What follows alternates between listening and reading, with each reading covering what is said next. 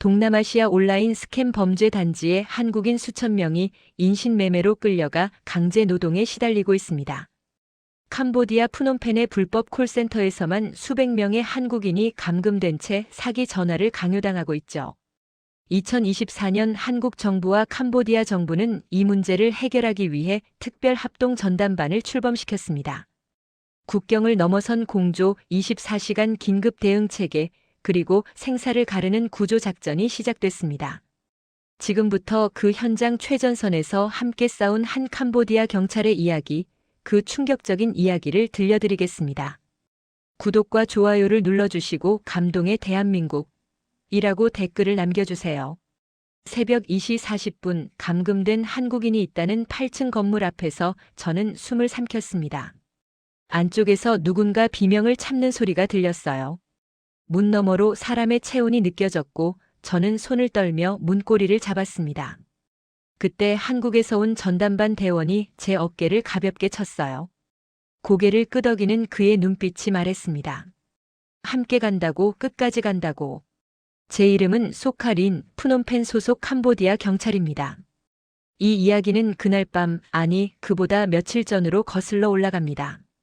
불법 콜센터가 켜놓은 모니터들이 밤하늘을 붉게 물들입니다. 스캠 단지의 불빛은 밤이 깊을수록 더 밝게 타올라요. 새벽 공기는 축축하고 주차된 승합차들 사이를 걸으며 저는 생각합니다. 여기서 얼마나 많은 한국인이 사라졌을까요? 신고는 늘밤에 도착했고 피해자 가족들의 음성은 대개 떨렸습니다. 아들이 일자리를 찾아 떠났다가 연락이 끊겼다는 어머니, 딸이 해외 취업을 간다더니 감금됐다는 아버지. 저는 그 목소리들을 듣고 또 들었습니다. 하지만 국경을 넘어선 범죄 조직 앞에서 저 혼자 할 수 있는 일은 너무 적었어요. 그러던 어느 날 한-캄 코리아 전담반 출범 소식이 전파처럼 퍼져나갔습니다. 한국에서 5명의 전담반이 온다는 보고서를 받았을 때 제 심장이 먼저 반응했어요. 우리는 서로 모르는 얼굴이었지만 같은 쪽을 보고 있었습니다. 코리아 전담반 출범 전자우편은 짧고 단단했습니다. 프놈펜 경찰청 구내에는 이례적으로 24시간 대응표가 붙었고 통역통신망이 새로 열렸어요. 모니터 한쪽엔 양해각서 체결 장면이 정지 화면처럼 걸려 있었습니다. 외교 창구의 메시지는 절제되어 있었지만 현장의 공기는 이미 달궈지고 있었어요.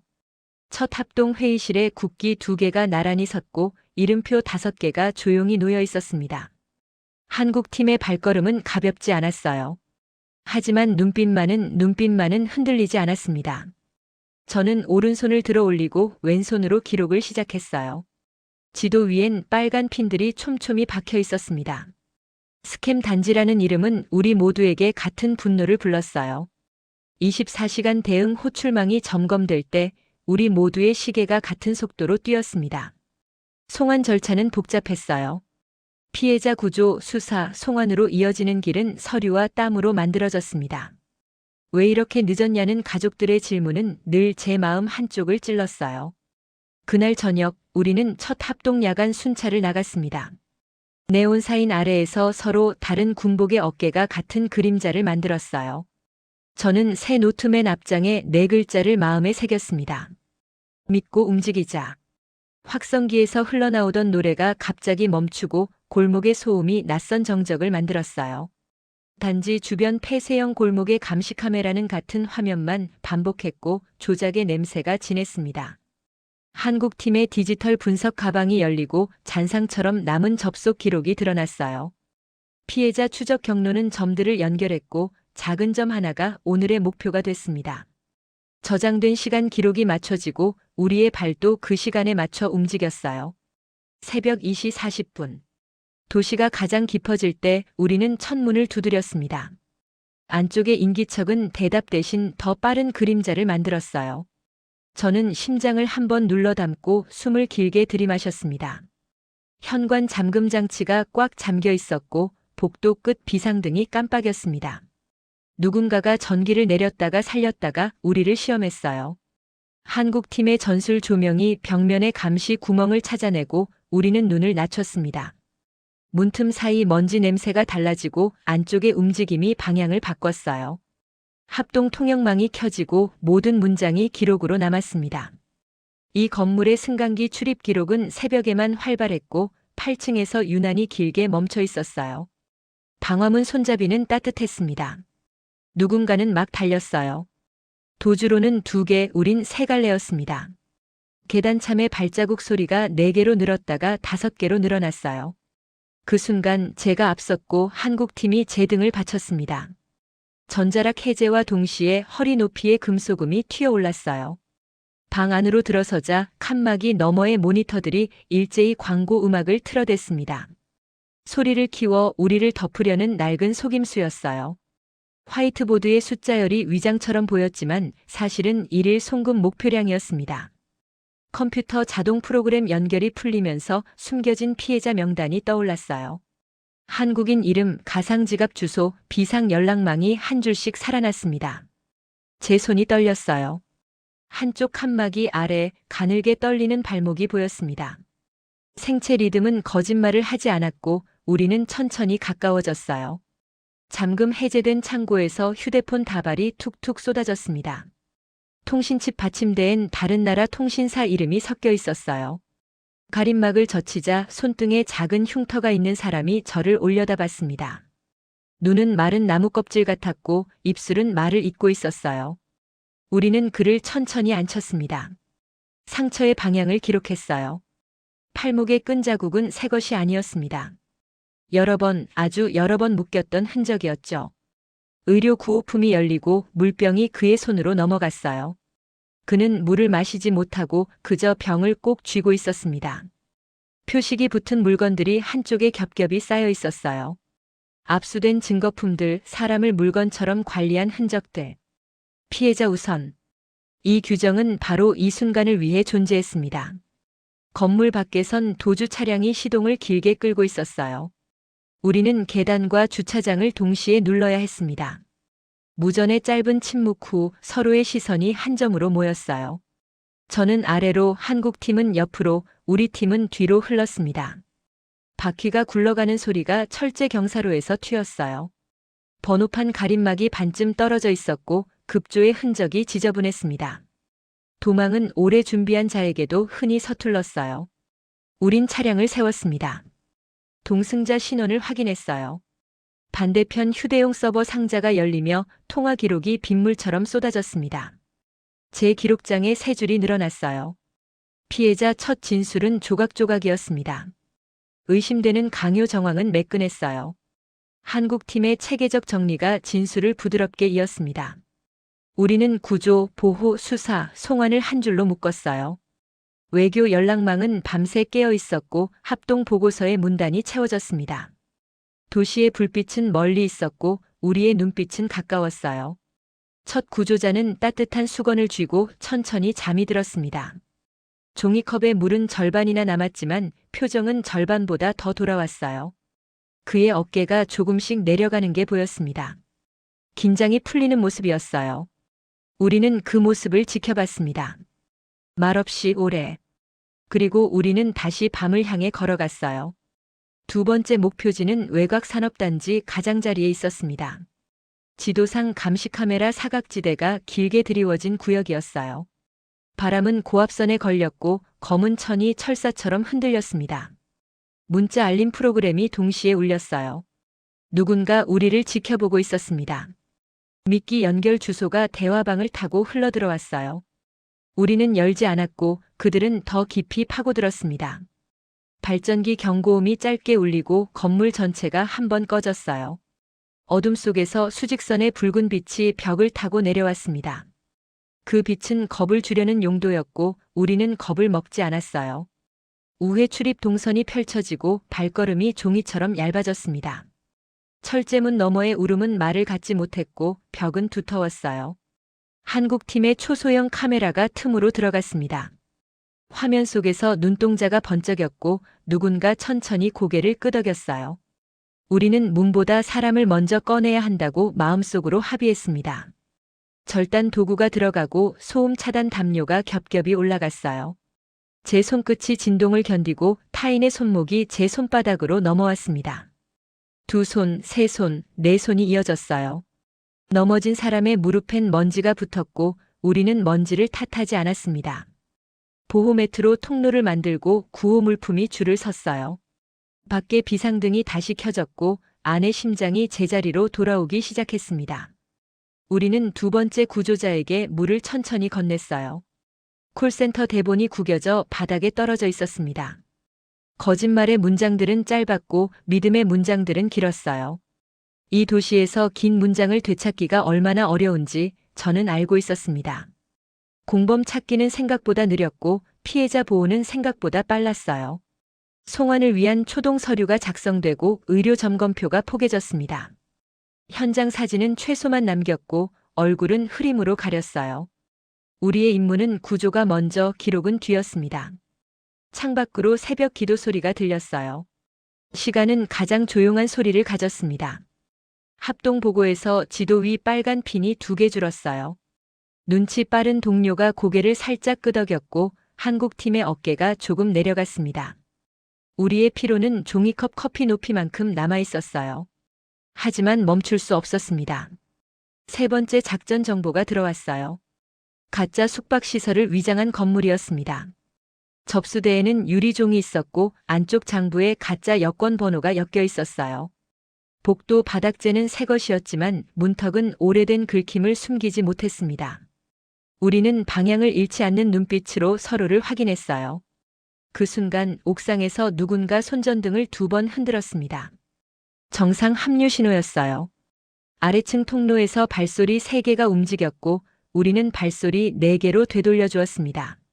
신호는 간단했고 마음은 복잡했어요. 세 번째 구조자는 생각보다 가벼웠고 그 가벼움이 더 무거웠습니다. 현장 제출 문서에 찍히는 도장은 잉크도 책임도 무거웠어요. 한-캄 전담반이라는 글자가 공동 서명 위에 나란히 앉아 있었습니다. 서류가 사람을 씻기진 못해도 사람을 돌려보내긴 했어요. 우리는 밥을 늦게 먹고 잠은 더 늦게 잤습니다. 도시의 새벽은 우리를 모른 척하고 우리는 새벽을 다 아는 척했어요. 신고 연락망이 또 울렸습니다. 이번엔 도시 외곽 강변이었어요. 바람은 습했고 물은 낮았고 마음은 차분했습니다. 우리는 4번째 목표를 향해 다시 걸었어요. 합동 대응의 하루는 늘 25시간처럼 길었습니다.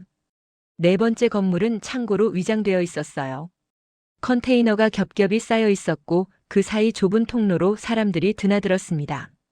녹슨 철문 손잡이에 기름때가 묻어 있었어요. 누군가 자주 잡았던 흔적이었습니다. 한국팀의 열화상 장비가 벽 넘어 채운 분포를 찾아냈어요. 6개의 붉은 점이 한 곳에 모여 있었습니다. 우리는 무전을 최소로 줄이고 손짓으로 대화했어요. 컨테이너 사이 그림자가 우리를 감쌌고 달빛조차 여기선 길을 잃었습니다. 입구가 2개였어요. 하나는 정면, 하나는 측면. 우리는 동시에 들어가기로 했습니다. 신호는 3번의 짧은 불빛이었어요. 하나, 둘, 셋. 문이 열렸습니다. 안쪽은 생각보다 넓었고 생각보다 어두웠어요. 천장에 형광등 절반이 꺼져 있었고 켜진 것도 깜빡거렸습니다. 책상 위엔 컴퓨터 화면들이 줄지어 켜져 있었어요. 모니터마다 다른 나라 사이트가 떠 있었습니다. 투자 사기, 연애 사기, 취업 사기. 화면 속 문장들은 달콤했고 현실은 쓰라렸어요. 칸막이 뒤에서 숨소리가 들렸습니다. 거칠고 얕았어요. 우리는 천천히 다가갔습니다. 한 사람이 바닥에 웅크리고 있었어요. 손목엔 또 그 끈 자국이 있었고 발목도 마찬가지였습니다. 우리는 그를 일으켰어요. 그는 고개를 들지 못했습니다. 한국 팀원 하나가 무릎을 꿇고 그와 눈높이를 맞췄어요. 말은 없었지만 눈빛이 말했습니다. 이제 괜찮다고, 우리가 왔다고. 5번째 사람을 찾았을 때 해가 뜨고 있었어요. 붉은 아침 빛이 창틀 사이로 새어들어왔습니다. 그 빛 속에서 구조된 사람의 눈동자가 처음으로 초점을 찾았어요. 저는 그 순간을 잊지 못할 겁니다. 생명이 돌아오는 순간을요. 우리는 5사람을 안전한 곳으로 옮겼어요. 의료진이 대기하고 있었고 따뜻한 음식이 준비되어 있었습니다. 구조자들은 천천히, 아주 천천히 숟가락을 들었어요. 작전 보고서가 쌓여갔습니다. 페이지마다 구조된 생명이 기록되었어요.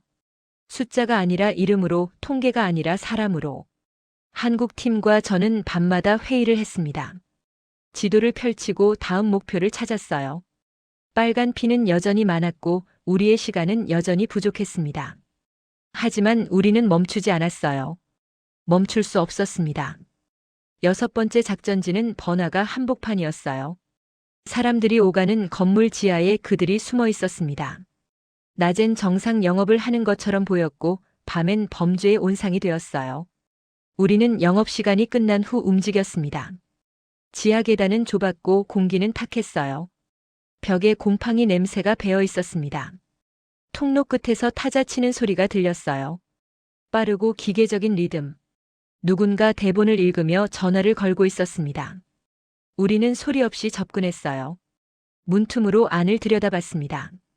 10명 남짓한 사람들이 좁은 공간에 빼곡히 앉아 있었어요. 모두 한국인이었습니다. 전화기를 귀에 대고 눈은 죽어 있었어요. 감시자 2명이 뒤에서 왔다 갔다 했습니다. 우리는 타이밍을 제어했어요. 감시자가 가장 멀리 떨어진 순간을 포착해야 했습니다. 신호가 떨어졌어요. 문이 열렸습니다. 우리는 빠르게 진입했어요. 감시자들이 반응하기도 전에 우리는 이미 그들 앞에 있었습니다. 혼란이 일었어요.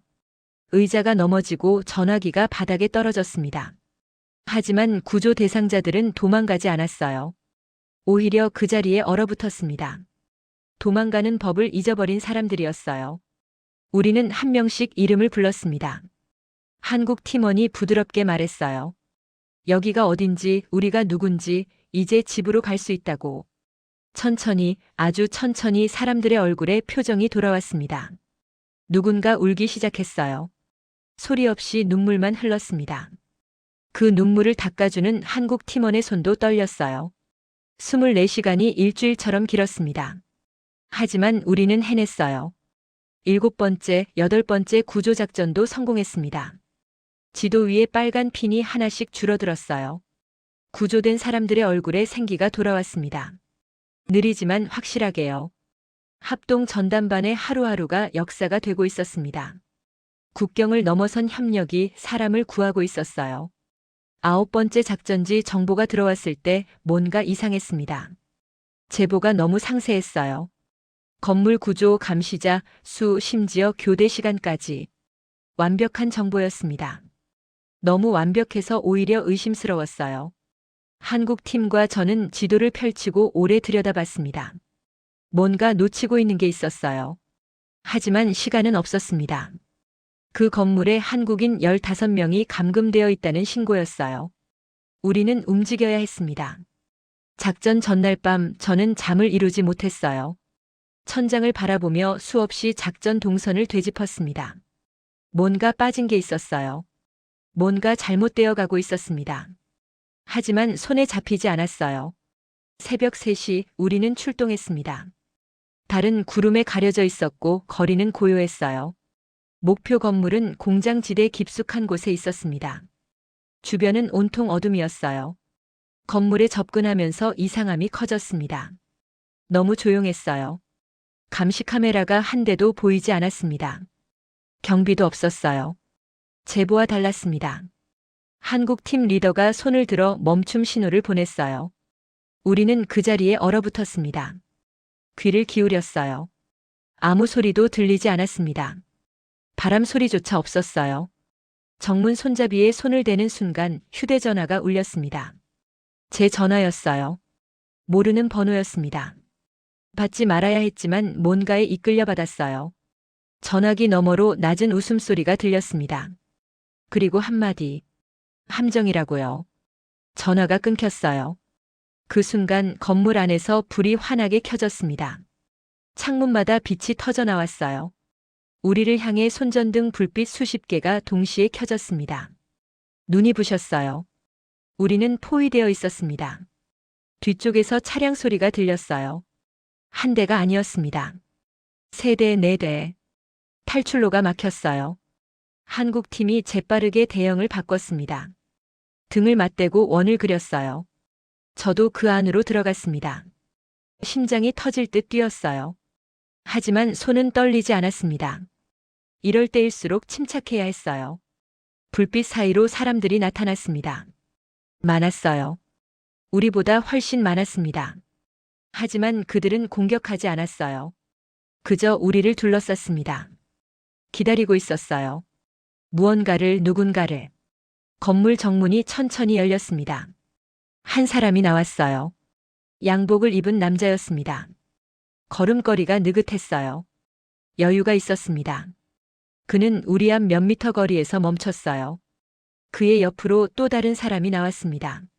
제복을 입고 있었어요. 경찰 제복. 제가 아는 얼굴이었습니다. 제 동료였어요. 우리 경찰서 소속. 함께 순찰을 돌던 사람. 제 심장이 내려앉았습니다. 내부에 공범이 있었어요. 우리 정보가 새어나가고 있었습니다. 제보가 함정이었던 이유를 알았어요.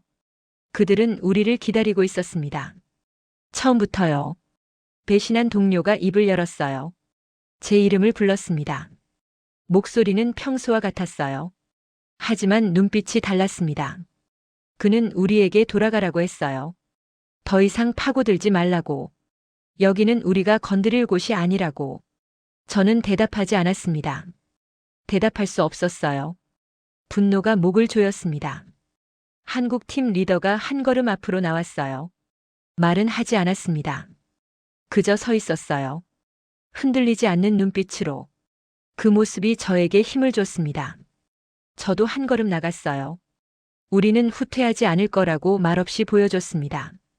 양복 남자가 손뼉을 쳤어요. 비웃는 소리가 따라왔습니다. 그들은 우리를 겁먹은 쥐 보듯 했어요. 하지만 그들이 놓친 게 있었습니다. 우리에겐 예비 연락망이 있었어요. 비상 상황을 대비한 백업팀. 저는 주머니 속 작은 송신기 버튼을 눌렀습니다. 소리 없이 천천히. 신호가 나갔어요. 우리는 시간을 벌어야 했습니다. 얼마나 버틸 수 있을지 몰랐어요. 하지만 버텨야 했습니다. 대치가 계속됐어요. 10분이 흘렀습니다. 20분. 양복 남자가 지루해하기 시작했어요. 그가 손짓을 했습니다. 그의 부하들이 한 걸음 좁혀왔어요. 또 한 걸음. 우리를 압박했습니다.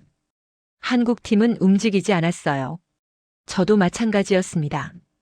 우리는 바위처럼 서 있었어요. 그때 멀리서 사이렌 소리가 들렸습니다. 작게, 아주 작게. 하지만 점점 커졌어요. 양복 남자의 표정이 변했습니다. 배신한 동료가 뒤를 돌아봤어요. 불빛이 나타났습니다. 여러 대의 차량. 경찰차, 구급차. 백업팀이 도착했어요. 생각보다 빨랐습니다. 포위망이 흔들렸어요. 그들이 동요했습니다. 우리의 기회였어요. 한국팀이 재빠르게 움직였습니다. 건물 측면으로 돌파를 시도했어요. 저도 따라 움직였습니다. 혼란 속에서 우리는 틈을 찾았어요. 백업팀이 주의를 끌어주는 사이 우리는 건물로 진입했습니다. 뒤쪽 비상구를 통해서요. 문이 잠겨 있었지만 한국팀의 장비가 빠르게 열었어요. 건물 안은 텅 비어 있었습니다. 아무도 없었어요. 15명의 피해자는 애초에 존재하지 않았습니다. 완전한 함정이었어요. 우리를 유인하기 위한. 하지만 뭔가 이상했습니다. 왜 이렇게까지 했을까요? 단순히 우리를 위협하려고. 아니었어요. 다른 목적이 있었습니다. 깨달았어요. 이건 시간 벌기였습니다. 우리를 여기 묶어두는 동안 진짜 목표는 다른 곳에 있었어요. 저는 급히 무전을 켰습니다. 본부에 연락했어요. 다른 신고가 들어왔는지 물었습니다. 잠시 침묵이 흘렀어요. 그리고 대답이 왔습니다. 세 곳에서 동시에 피해자 이송이 시작됐다고. 우리가 여기 갇혀 있는 동안 그들은 증거를 옮기고 있었어요. 사람들을 다른 곳으로 빼돌리고 있었습니다. 한국 팀 리더와 눈이 마주쳤어요. 같은 생각이었습니다. 우리는 뛰어야 했어요. 건물 밖으로 나가자 백업팀이 상황을 정리하고 있었습니다. 배신한 동료는 이미 체포되어 있었어요. 양복 남자는 도주했습니다. 하지만 그건 나중 문제였어요. 지금은 피해자들이 우선이었습니다. 우리는 세 팀으로 나뉘었어요. 세 곳을 동시에 쳐야 했습니다. 시간이 없었어요. 저는 한국팀 2명과 함께 가장 가까운 목표로 향했습니다. 차는 밤거리를 질주했어요. 신호등이 스쳐 지나갔습니다. 목표 지점은 항구 근처 창고였어요. 도착했을 때 대형 화물차 한 대가 막 출발하려는 참이었습니다. 우리는 차를 가로막았어요. 급정거 소리가 요란했습니다. 운전자가 내렸어요. 도망가려 했지만 우리가 더 빨랐습니다. 화물칸을 열었어요. 그 안에 사람들이 있었습니다. 20명 가까이. 모두 한국인이었어요. 좁은 공간에 빼곡히 들어차 있었습니다. 눈빛이 공포로 가득했어요. 우리는 그들을 천천히 내렸습니다.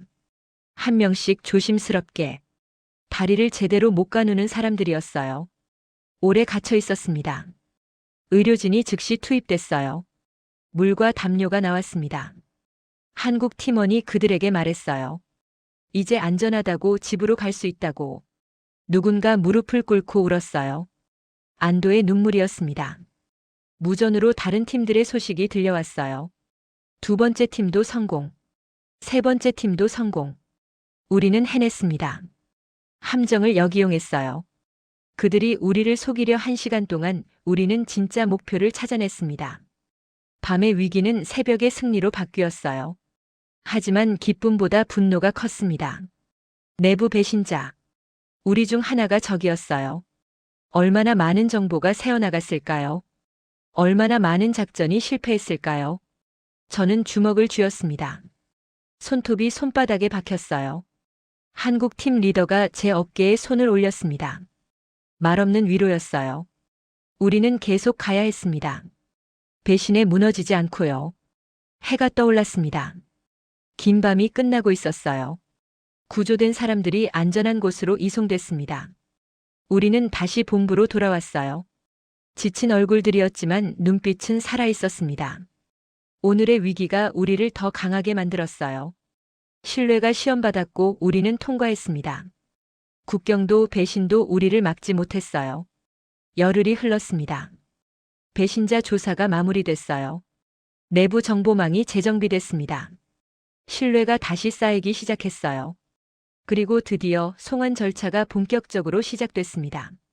구조된 사람들이 하나둘 가족의 품으로 돌아가기 시작했어요. 공항 청사는 늘 눈물로 젖어 있었습니다. 기쁨의 눈물이었어요. 첫 구조자가 출국장으로 들어갈 때 저는 그 뒷모습을 오래 지켜봤습니다. 떨리던 발걸음이 조금씩 안정되고 있었어요. 등이 펴지고 있었습니다. 사람이 사람으로 돌아가는 과정이었어요. 느렸지만 분명했습니다. 두 번째 구조자는 부모님과 화상통화를 하며 울었어요. 소리내어 한참을. 우리는 그 모습을 멀리서 지켜봤습니다. 말없이요.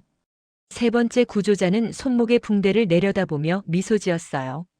작은 미소였지만 처음 보는 미소였습니다. 합동 전담반 사무실에 송환 완료 보고서가 쌓여갔어요. 1장, 2장, 10장. 숫자가 아니라 이름이었습니다. 통계가 아니라 사람이었어요. 한국 팀과 저는 매일 밤 그 보고서를 함께 읽었습니다. 한 명 한 명의 이름을 확인했어요. 잊지 않기 위해서였습니다. 왜 우리가 여기 있는지를요. 마지막 합동작전이 있던 날, 저는 평소보다 일찍 사무실에 도착했어요. 한국 팀원들이 이미 와 있었습니다. 모두 같은 마음이었던 거죠. 지도를 펼쳤어요. 빨간 핀이 15개 남아 있었습니다. 시작할 때 38개였어요. 절반 이상을 지웠습니다. 하지만 아직 15개가 남아 있었어요. 15곳에 여전히 사람들이 갇혀 있었습니다. 우리는 마지막 이틀 동안 4곳을 더 쳤어요. 쉬지 않고 움직였습니다. 잠은 차 안에서, 식사는 서서 했어요. 시간이 없었습니다. 한국 팀의 임무 기간이 끝나가고 있었어요. 그들은 돌아가야 했습니다. 하지만 그 전에 할 수 있는 만큼 해야 했어요. 11번째 구조작전은 새벽 1시에 시작됐습니다. 목표는 외곽 폐공장이었어요. 녹슨 철문, 깨진 유리창, 무너진 담장. 버려진 곳 같았지만 안에는 생명이 있었습니다. 우리는 조용히 들어갔어요. 발소리를 죽이고 숨소리를 낮추고 철제 계단을 올랐습니다. 삐걱거리는 소리가 밤을 찔렀어요. 2층 복도 끝에서 불빛이 새어나왔습니다. 우리는 그 빛을 향해 걸었어요. 문을 열자 7명이 있었습니다. 모두 한국인이었어요. 우리를 보더니 움찔했습니다. 겁을 먹었어요. 구조인지 함정인지 구분하지 못했습니다. 한국 팀원이 천천히 다가가 무릎을 꿇었어요. 눈높이를 맞추고 조용히 말했습니다. 한국말로요. 그제야 그들의 눈에 빛이 돌아왔어요. 믿기 어려운 표정이었습니다. 하지만 천천히, 정말 천천히 믿기 시작했어요. 12번째는 낮에 진행됐습니다. 대담한 작전이었어요. 번화가 상가 건물 3층. 사람들이 오가는 한복판에 그들이 숨어 있었습니다. 우리는 일반 시민처럼 들어갔어요. 손님인 척, 지나가는 사람인 척. 위층으로 올라갔습니다. 복도가 길었어요. 끝에 목표방이 있었습니다. 노크 소리 대신 열쇠로 열었어요. 안에서 놀란 얼굴들이 우리를 쳐다봤습니다. 5명. 모두 구조됐어요. 13번째 작전지는 강 건너편이었습니다. 배를 타고 접근해야 했어요. 물살이 거셌습니다. 배가 흔들렸어요. 하지만 우리는 건넜습니다. 강변 창고에 6명이 감금되어 있었어요. 문이 여러 겹 잠겨 있었지만 하나씩 열었습니다. 안에서 기다리던 사람들을 꺼냈어요. 같은 배에 태워 돌아왔습니다. 강물이 우리를 흔들었지만 우리는 함께 있었어요. 14번째는 가장 어려웠습니다. 산속 깊은 곳이었어요. 차로 갈 수 없었습니다. 걸어야 했어요. 2시간을 걸었습니다. 숨이 찼어요. 다리가 아팠습니다. 하지만 멈추지 않았어요. 산길 끝에 작은 건물이 있었습니다. 거기에 4명이 있었어요. 우리는 그들을 업고 내려왔습니다. 한 명씩 번갈아 가며 등에 진 사람의 무게가 무겁지 않았어요. 오히려 가벼웠습니다. 생명의 무게는 언제나 가벼웠어요. 작전 보고서 마지막 줄의 송환 진행이 기록됐습니다. 우리는 잠시 말을 멈췄어요. 한국팀의 임무 종료일이 내일이었습니다. 시간이 다 됐어요. 마지막 밤 우리는 함께 도시를 걸었습니다. 말은 많지 않았어요. 그저 걸었습니다. 같은 길을 같은 속도로. 밤바람이 불었어요. 더 이상 습하지 않았습니다. 계절이 바뀌고 있었어요. 다음 날 아침 공항에 모였습니다. 한국 팀의 가방이 정리되어 있었어요. 군복은 구김 하나 없었습니다. 하지만 얼굴엔 며칠치의 그림자가 남아 있었어요. 눈빛만은 여전히 분명했습니다. 저는 제 제복에서 캄보디아 경찰 패치 하나를 떼어냈어요. 조심스럽게 한국 팀 리더의 손에 쥐어줬습니다. 그는 작은 태극 배지 하나를 제 손에 남겼어요. 금속이 따뜻했습니다. 다음엔 더 빨리. 말은 하지 않았지만 서로의 표정이 그렇게 말했어요. 한국 팀이 출국장으로 걸어 들어갔습니다. 저는 유리병 너머로 그들의 뒷모습을 오래 지켜봤어요. 사라질 때까지, 완전히 보이지 않을 때까지 손을 들어 올렸습니다. 그들도 돌아서서 손을 흔들었어요. 그렇게 우리는 헤어졌습니다. 본부로 돌아오는 길 차창 밖 풍경이 달라 보였어요. 같은 거리였지만 다른 의미였습니다. 코리아 전담반이라는 글자가 전광판 소식 화면을 지나갔어요. 외교 소식이 그 뒤를 이었습니다. 푸놈펜의 하늘은 구름 사이로 밝아졌어요. 제 기록장엔 체크 표시가 하나 더 추가됐습니다. 사무실 책상 위에 복귀보고 전자우편이 도착해 있었어요. 제목 끝엔 완료 표시가 붙어 있었습니다. 오늘의 경계 근무표엔 새로운 이름들이 올라와 있었어요. 업무는 계속됐습니다. 도시의 골목들은 아직 많았고 불 켜진 창문도 여전히 많았어요. 현장 대응력 강화라는 문장은 종이에 남고 사람의 회복은 사람에게 남았습니다. 국경을 넘어선 공조는 지도에 점을 찍었어요. 사람을 집으로 돌려보냈습니다. 저는 작은 태극 배지를 제복 안쪽 주머니에 넣었어요. 금속이 가볍게 부딪히는 소리가 새벽의 첫 새소리처럼 맑았습니다. 연합보고에서 다음 분기 계획표가 펼쳐졌어요. 경험은 항목이 됐고 항목은 다음 현장을 더 빠르게 만들 거였습니다. 한-캄 전담반이라는 이름은 오늘의 제목이자 내일의 시작이었어요. 휴대전화엔 감사 문자가 쌓였습니다. 어떤 문자는 단어가 서툴렀어요. 서툰 단어는 더 멀리서 왔습니다. 범죄 예방, 검거, 송환, 피해 회복이라는 원이 천천히 닫혀갔어요. 하지만 우리는 알고 있었습니다. 이 원은 내일부터 다시 열린다는 걸요. 며칠 후 첫 구조자에게서 연락이 왔어요. 가족들과 함께 찍은 사진이었습니다. 모두 웃고 있었어요. 진짜 웃음이었습니다. 사진 아래 짧은 글이 있었어요. 감사하다고 새 삶을 살고 있다고. 저는 그 사진을 오래 들여다봤습니다. 이것 때문이구나. 우리가 밤을 새우는 이유. 위험을 무릅쓰는 이유. 여기 있었어요. 두 번째 구조자는 대학교에 복학했다는 소식을 전해왔어요. 늦었지만 다시 시작한다고. 꿈을 포기하지 않았다고. 세 번째 구조자는 취업을 했다고 했습니다. 작은 회사지만 정직한 일이라고. 매일 출근하는 게 행복하다고요. 하나씩 도착하는 소식들이 제 책상 서랍을 채웠어요. 저는 그것들을 소중히 보관했습니다. 어느 저녁 저는 혼자 그 첫 작전 현장을 다시 찾아갔어요. 8층 건물. 지금은 비어 있었습니다. 폐쇄됐어요. 문에 봉인 테이프가 붙어 있었습니다. 저는 건물 앞에 한참 서 있었어요. 그날 밤이 떠올랐습니다. 떨리던 손, 뛰던 심장, 한국 팀원이 제 어깨를 쳤던 순간 모든 게 어제 같았어요. 주머니에서 태극 배지를 꺼냈습니다.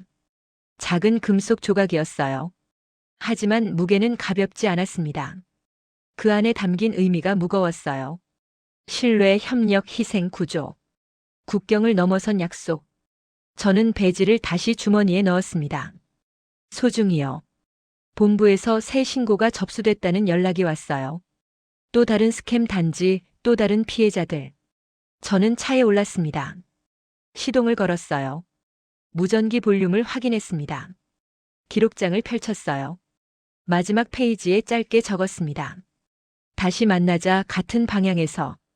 거리로 나가자 도시의 소음이 다시 살아났어요. 하지만 이제 그 소음이 두렵지 않았습니다. 우리는 준비되어 있었어요. 전보다 더. 혼자가 아니라는 걸 알았습니다. 국경 너머 어딘가에 같은 방향을 보는 사람들이 있다는 걸요. 밤이 다시 찾아왔습니다. 스캠 단지의 불빛이 또 켜졌어요. 하지만 이제 그 빛이 영원하지 않다는 걸 알았습니다. 우리가 하나씩 끌 거예요. 천천히 확실하게. 손에 쥔 배지가 어둠 속에서 작은 빛을 냈습니다. 그 빛은 밤을 찢을 만큼 크지 않았어요. 하지만 길을 잃지 않게 하기엔 충분했습니다. 저는 다시 걸어갔습니다. 밤을 향해. 같은 방향을 보며. 우리의 이야기는 끝나지 않았어요. 이건 시작이었습니다. 한 마이너스 캄 전담반. 그 이름 아래 우리는 계속 싸울 거예요. 국경을 넘어, 밤을 넘어, 절망을 넘어. 사람을 구하기 위해. 그것이 우리가 여기 있는 이유니까요. 감동특별시의 이야기는 여러분의 구독과 좋아요, 작은 관심으로 이루어집니다. 감동시민들의 이야기는 내일도 찾아오겠습니다. 감사합니다.